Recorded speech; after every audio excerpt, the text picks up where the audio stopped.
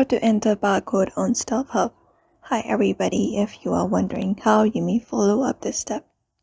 So open up any of your browser and type in Stubhub, and there you should be getting stubhub.com website. Tap on that link.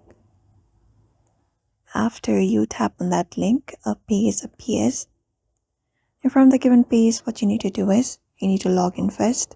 So go ahead and tap on the profile at the top and log in into your account. Once you head over to your profile, you will be finding different options.